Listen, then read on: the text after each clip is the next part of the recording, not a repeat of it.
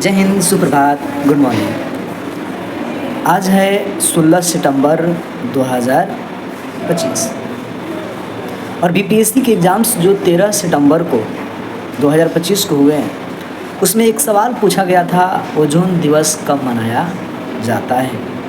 तो आप सब जानते होंगे कि ओजोन दिवस 16 सितंबर को मनाया जाता है। तो अंतर्राष्ट्रीय ओजोन दिवस जो 16 सितंबर को मनाया जाता है, तो उसी की कहानी और अनिल सर की जुबानी मैं बताना चाहता हूँ। बात हम लोग करेंगे कि ओजोन दिवस, ओजोन लेयर होता क्या है। आप सब जानते होंगे कि जो पृथ्वी के हमारे एटमॉस्फेयर वायुमंडल है, 12 से 50 किलोमीटर के बीच की जो ऊंचाई है, उसी लेयर में ये ओजोन परत पाया जाता है, जिसकी खोज 1915 ईस्वी में फ्रांसीसी वैज्ञानिक फैबरी और बुसोन नामक वैज्ञानिकों ने इसकी खोज निकाला थी। जब सैन फ्रांसिस्को में गदर पार्टी की स्थापना लाला हरदयाल ने किया था, तभी इसकी खोज ओजोन परत की हो चुकी थी।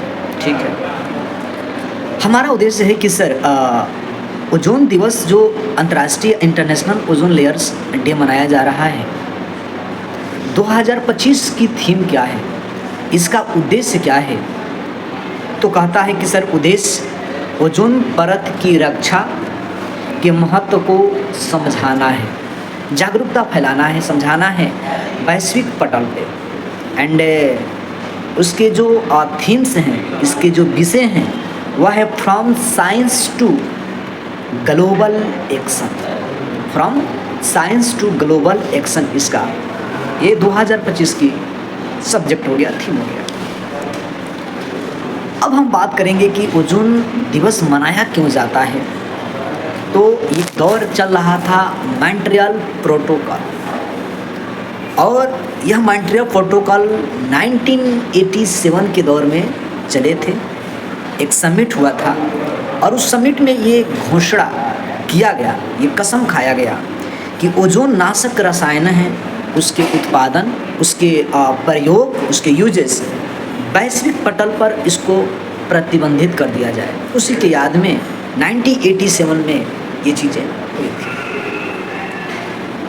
आगे ये चीज़ें और बढ़ती चली गई कि जो ओजोन परत है, ओजोन लेयर है, यह पृथ्वी की सूर्य की हानिकारक, ये ओजोन परत जो है पृथ्वी के सूर्य के हानिकारक अल्ट्रावायलेट जो किरणें आती हैं, और कौन सी किरणें आती हैं, बी किरणें आती हैं, बीटा की किरणें आप कह सकते हैं, बी किरणें जो आती हैं, वो हमको प्रोटेक्शन करती है, बचाने का कार्य करती है। ठीक है, यह समताप मंडल में, जिसे हम एस्ट्रोस्फीयर के रूप में जानते हैं, ये समताप मंडल के अंतर्गत आता है। सर पृथ्वी के कितनी ऊंचाई पर जाएंगे तो ये ओजोन लेयर मिल जाएगा।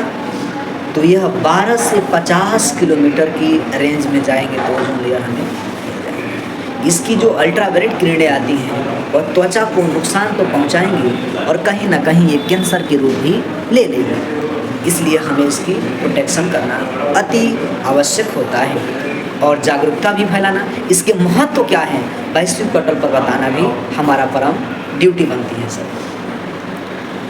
साथ ही साथ हम देखने का प्रयास करेंगे कि ग्रामीण क्षेत्रों में, शहरी क्षेत्रों में जो इंडस्ट्रीज हो रही हैं, बनाई जा रही हैं, वह वायु प्रदूषण को किस प्रकार से कम करके उसको मद्देनज़र रखते हुए अपनी एक्टिविटीज़ प्रदान करती हैं, जिससे हमारी पृथ्वी, हमारी ओजोन लेयर प्रोटेक्शन पतली ना हो जाए और इससे हमारी रक्षा हो सके। तो यह कंसेप्ट कैसा लगा आप सभी कमेंट करके बताएं। मिलते हैं नेक्स्ट एक नए सेशन में, तब तक के लिए टेक केयर, जय हिंद।